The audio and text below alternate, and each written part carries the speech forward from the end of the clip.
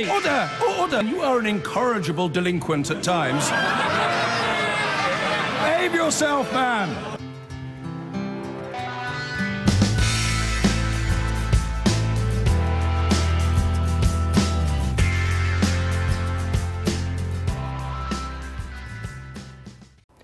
A former professional footballer has broken his silence to tell how he was sexually abused as a boy by a youth coach at Crewe.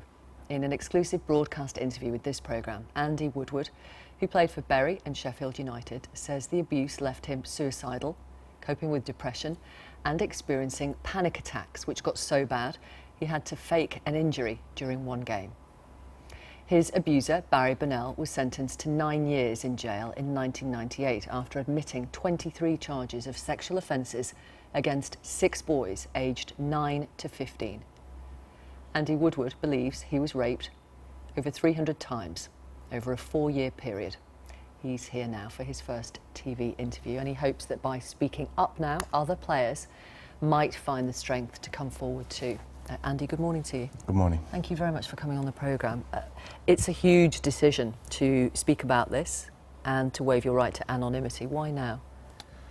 I think the biggest thing is it's took me a number of years to come to terms with it, since 1998 really, when I first gave evidence, and it's took me a hell of a long time to try and sort of come to terms with what happened first of all, but also right now I'm 43 years of age, and I feel after a large amount of therapy, and the best therapy that I've ever had, I've had it a number of times over the years, that I feel I've got the inner strength to come out, and all I want to do is help other people.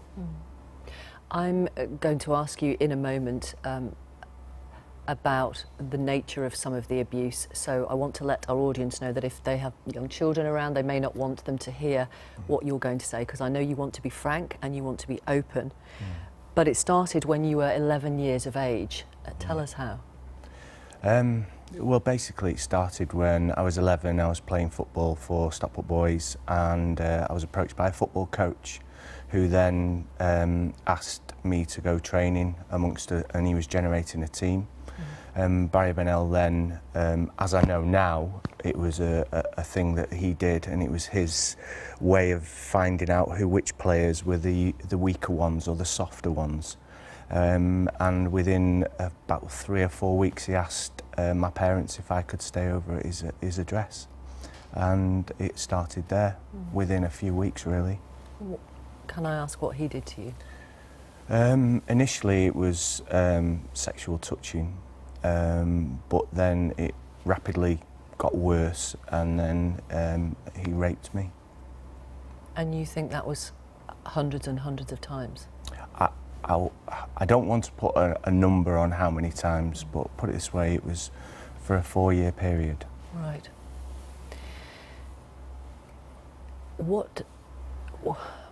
Why did you think that was happening? What did you think was going on? I spent a long time struggling to deal with, and other people that have abuse. It's very difficult as an adult to put your mind as a child, because throughout your life you feel that you're an adult even though you were 11, and to defer that to as a child. Now I know I was 11 and I was vulnerable, but the thought of that as an adult is very difficult to come to terms with. But I know how that feels now, and I was a child and I was vulnerable, and to be targeted like that, it wasn't my fault. He frightened you, he threatened you, he controlled you when it came to playing football as well, didn't he? Absolutely, yeah. And when I was such a young age, it was only within a few months really that he'd used those words of, you do want to be a footballer, don't you? And it was that control that all I wanted to do was be a footballer. It was my dream, it was something that I'd always wanted to do. I'm getting quite emotional now. But he threatened me in a way that was going to be taken from me. How did you, as a young boy and growing up through adolescence, deal with this horrific secret? I still now don't know how.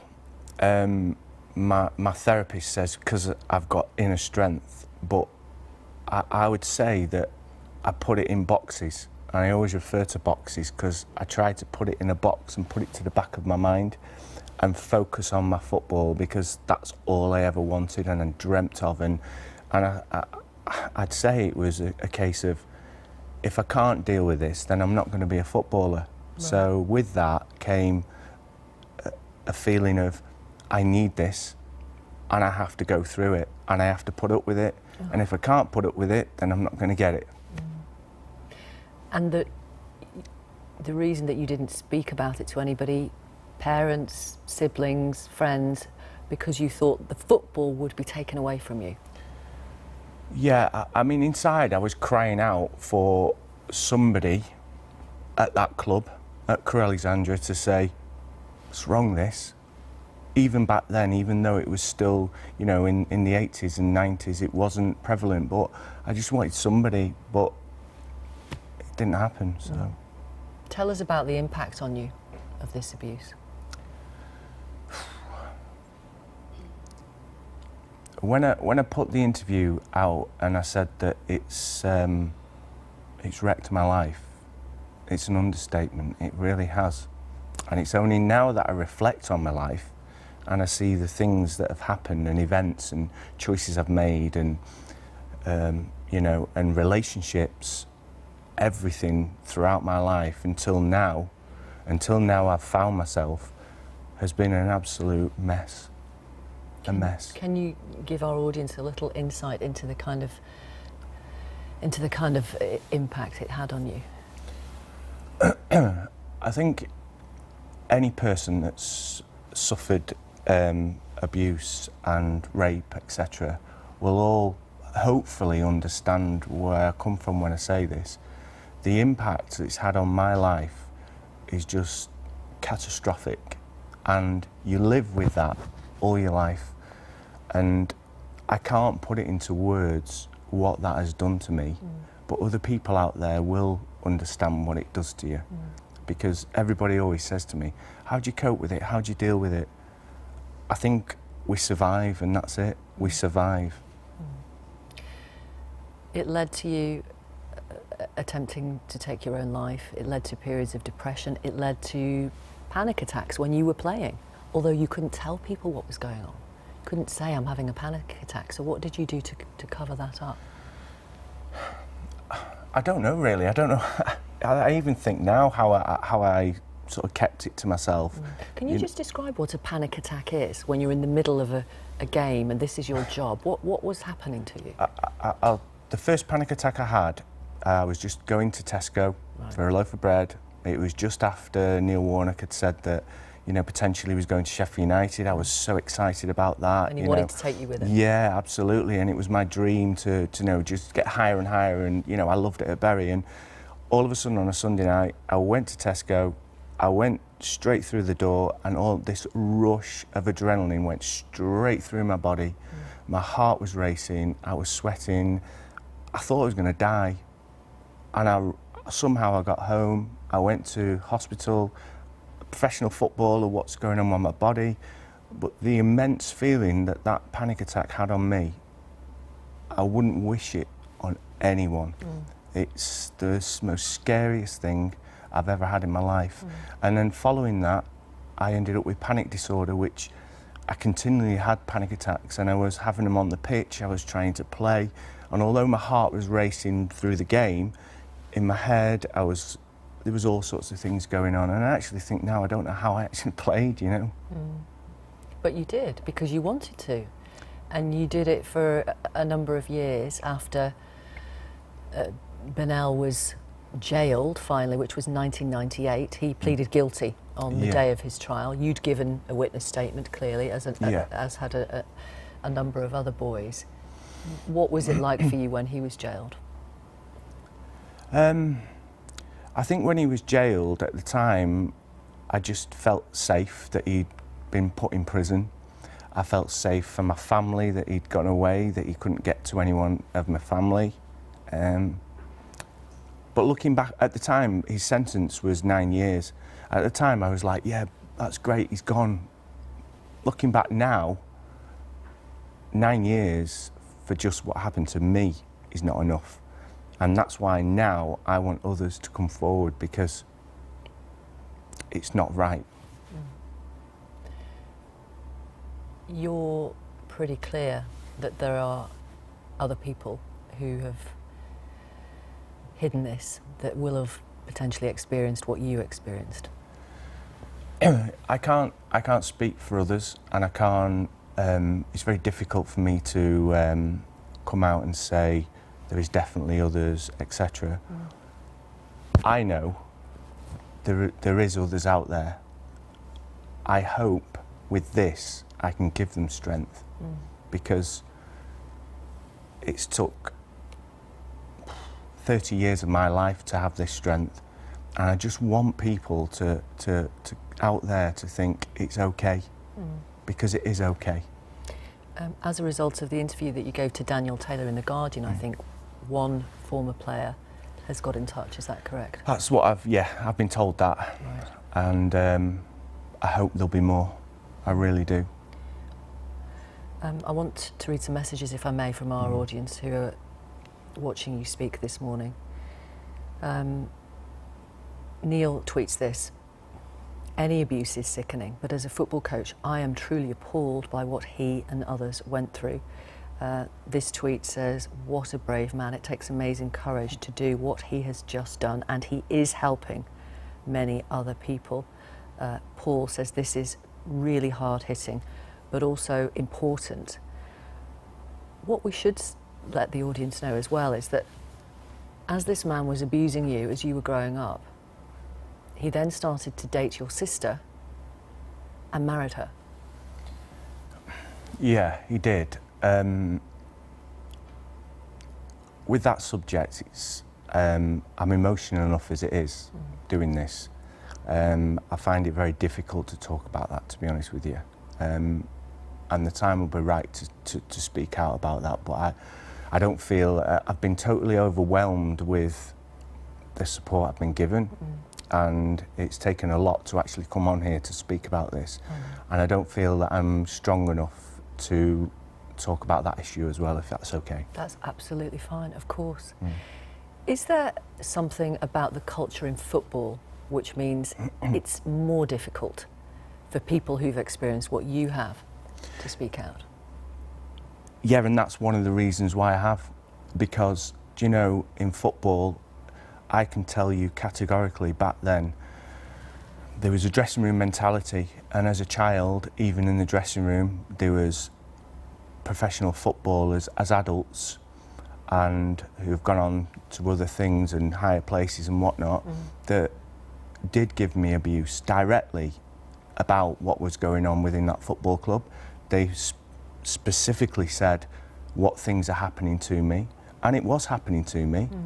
And you know, to live in a football world is very difficult as a whole anyway, because you have that persona as a footballer that you are, you know, everybody's dream is to be a footballer, and it's all sort of, it's very ring fenced, and it's within the mentality of football that nothing comes out. And that's one of the reasons why I have come out, because I was a footballer, I'm a human being, I had the same abuse as anybody else, but within football, it's a different world. And that has to change. It does, and I'm sure it has now, and I'm sure they're doing things and putting things in place. But if I can try and help that, even more so, then that's enough for me. You know, I just want to help people, because football it's the best sport in the world. It was my dream, but there's also those things going on behind closed doors that have never come out. And I'm so passionate about getting it out there and about that football club, and it's all been brushed under the carpet, and it's not right. Is there anything that you want from Bernal, from the coach who did this to you? I was asked that yesterday, and it's like any victim, how can you sort of ask for an apology, or because I don't know. I just hope, if he is watching this, that because he knew me very well, that he has the heart to be honest. Be honest. What do you want him to do then? I don't know. I just want him to be honest for what he's done, because only then will he be able to say to himself before he dies that I've been honest and I've, you know, I'm accountable for what I've actually done. Let me read some more messages, if I may. Yeah. Sue says, this is a powerful interview and I think Andy's testimony will help other survivors. Steve tweets this: Andy Woodward is very, very brave to speak out about his experiences of abuse and should be congratulated for his courage. Dave echoes that. Amazing interview. This is a brave man. Kerry, incredible man, sharing horrific situation as a young man, lifting the lid to help others hear that they are not alone. And Carla again, what a brave man, talking about his abuse. I hope many other men and boys find the courage to speak out. He is inspirational. Thank you very much. Wow. No, it's. I just would like to say also, just before we finish, that I've been totally overwhelmed by the support. I didn't expect anything like this. And also, I've also been contacted by a charity called EA UK, and Penny Lancaster's involved in that. And I would like to help any charities or anything to support anything in regards to abuse. Right.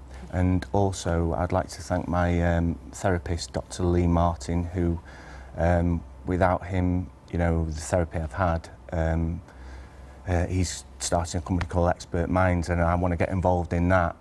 But without that, I don't also think I would be here.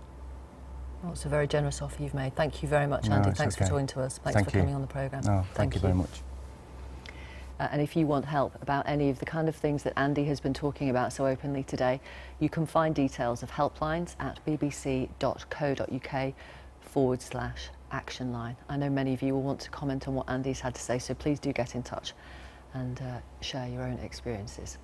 Andy Woodward told us he'd waived his right to anonymity and was speaking out to try and urge others to come forward. Well, since that interview, 6 other people have come forward. Let's speak to Andy again now. And I think you've spoken to all 6, haven't you, Andy? What sort of things have they been saying to you? Yeah, I've been inundated with not only the 6 people that I've spoken to directly, but also direct messages from other players who have told me that, you know, so many stories that are absolutely heartbreaking, and I've been so emotional over the last days.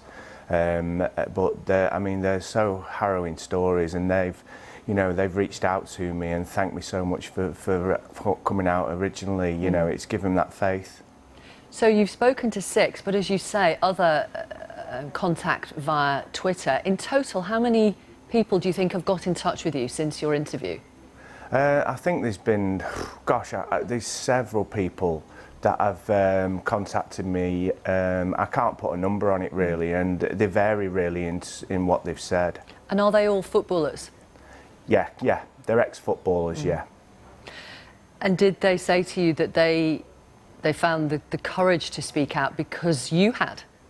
Absolutely, that's what they've said. They've said because of what I'd said has given them that courage and that belief and that strength to actually come out and say it.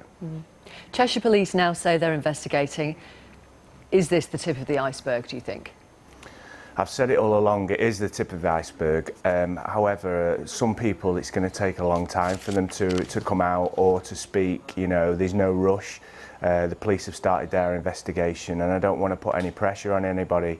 You know, I came out with a long view for other people to survive from this, and I can't thank the public enough for what they've done. You know, it's absolutely brilliant. I can't thank them for the support they're giving me. Have you had any contact with Crewe Alexandra since the revelations? No, I've had no contact from them whatsoever, and I was very disappointed with the replies that have come out. I think that's an understatement, disappointed. It made me really sad, actually, to be honest with you, and upset me. Why do you think they're saying nothing? I don't know. Somebody would have to ask them that. I have no idea. And why has it upset you so much? It's upset me so much because, you know, I came out with such a story that's taken me so much courage, and it's took so much longer for them to come back with any reply. I didn't expect any sort of long things, but just an appreciation for what I went through at that football club. I've got a statement here from Cheshire Police. They say, we're currently in the process of making contact with 6 people, and at this stage, no one else is under investigation. Cheshire Constabulary takes all reports of sexual offences extremely seriously and has specialist trained officers to provide advice and support. We urge anyone who's been a victim, no matter how long ago the incident took place, to contact the police on 101. If there are other players, former players, young football players who could be experiencing this, what would you say to them? All I'd say to them is that, you know, I'm an example that, you know, I'm just one of many. I'm with you all the way, and I just hope that one day you feel the courage and the bravery that I've been told I've been. You know, I don't see it like that. I just see that I can help people. But one day you will pluck that courage up to come forward, because I know there's several more. There's loads of people out there, and the biggest thing as well is this isn't just Crewe Alexandra. That man was at other football clubs, including Manchester City, and I'm aware of people going back in history that have suffered all their lives because of this. And this isn't just because of Crewe Alexandra. This is other clubs that were involved with that man who went round thinking that he could take people's lives and strip them of it. And the man you're referring to is Barry Bennell, who was jailed in the late 90s after pleading guilty to offences against boys. Yeah, that's correct. And I am aware, and I've personally spoken to people that were at Manchester City that have made comments about, you know, that man and what he did, and the lucky escapes that people have had, you know, and it's just devastating. And I won't stop at this now. I really want this to continue, and that's why I'm trying to generate as much support from people, because, you know, people are suffering out there. You've done a remarkable thing. Thank you very much for talking to us again, Andy. Thank you. Just one thing, Victoria, if you don't mind. I just want to send a message out to my family, who have all been absolutely fantastic, and also my dad, who's got motor neurons disease, and he'll be there watching this, so thanks, Dad. Andy, many thanks for coming on the programme again. We appreciate it. Thank you. Thank you very much. Andy Woodward. We've been reporting today that 2 more footballers have waived their right to anonymity to reveal the sexual abuse they suffered at the hands of a youth coach. The story has emerged following our exclusive interview with former Crewe Alexandra player Andy Woodward, who told us last week he'd been raped hundreds of times by former youth coach Barry Bennell. Andy Woodward spoke to us again yesterday and said he'd spoken personally to 6 players who've since told him they too have experienced abuse. I've been inundated with not only the 6 people that I've spoken to directly, but also direct messages from other players who have told me that, you know, so many stories that are absolutely heartbreaking, and I've been so emotional over the last days. But I mean, they're so harrowing stories, and they've reached out to me and thanked me so much for coming out originally. You know, it's given that faith.